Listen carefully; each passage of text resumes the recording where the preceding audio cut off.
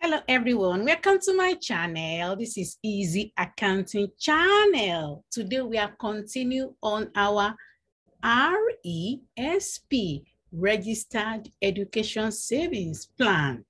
So there is Canada Education Savings Program, provide an incentive for parents, for families, for friends to save for children post-secondary education. So by paying a grant based on amounts contributed to an RESP for the child, the Canada Education Savings Grants, the money will be deposited directly into the child RESP.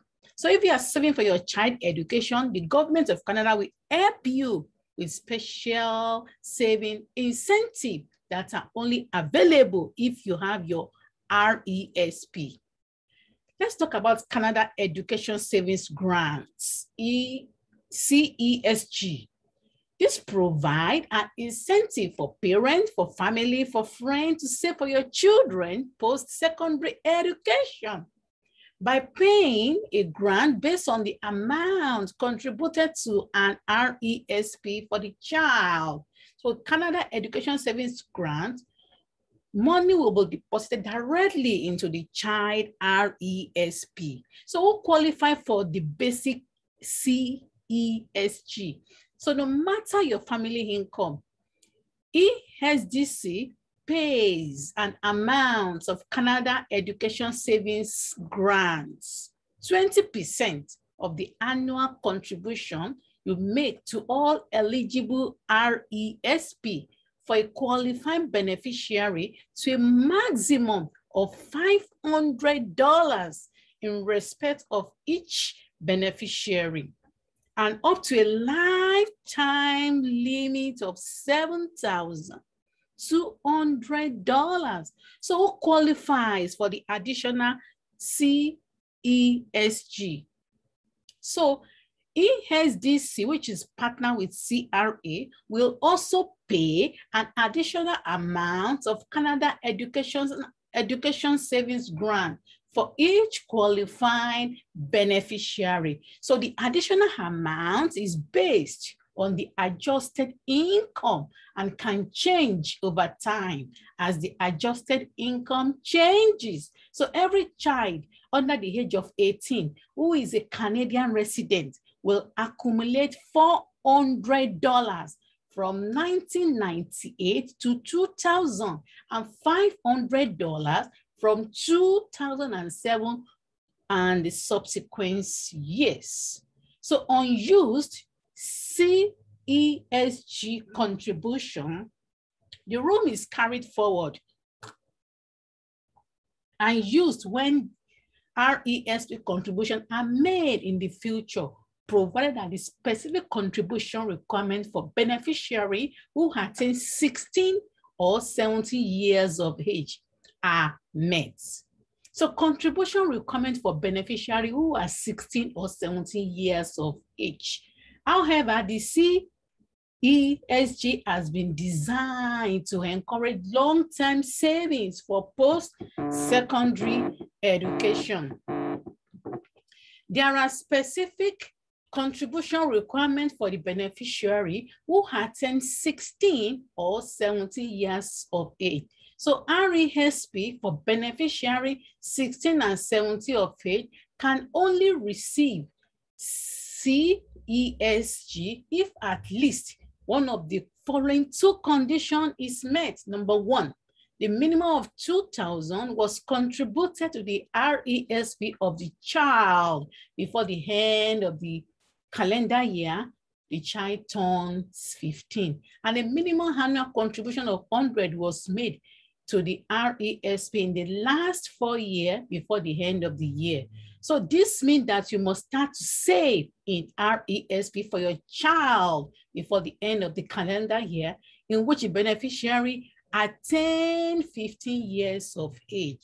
So let's talk about Canada Learning Bond, CLB. This provides additional incentive of up to $2,000 to help modest income family starting early for their child education after high school. So the Canada Learning Bond, the money will be deposited directly into the child RESP, and the Canada Learning Bond is available for children from low-income families that are born in 2004 or later, and provide an initial $500 for the first year. The child is eligible up to 15 years of age.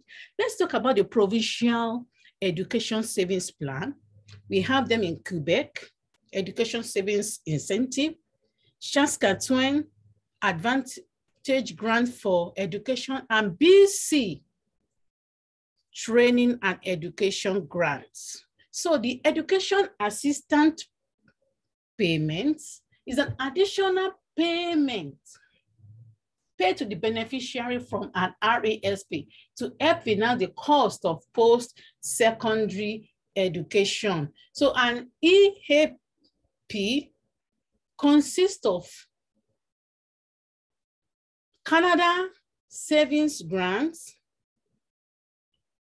Canada Learning Bond, Provincial Education Savings Program, and the money is saved in the RESP, and the promoter reports the EAP in box 042 of your T4A statement of pension, retirement, annuity, and other income. And the promoter can only pay EAP to or for the students if one of the following applies. The student is enrolled in a qualifying education program. This includes students attending post-secondary education institution, those enrolled in distant education course, such as correspondence courses. The student has attained the age of 16 and is enrolled in a specific education program, and the beneficiary is entitled to receive EAP for up to 6 months after ceasing the enrollment, and provide that the payment will have qualified for EAP. So a qualified educational program is an education at post-secondary level that lasts at least 3 consecutive weeks, and that requires the student to attend not less than 10 hours per week. And a specific educational program is a post-secondary school that lasts at least 3 consecutive weeks that require the student to spend not less than 12 hours per month.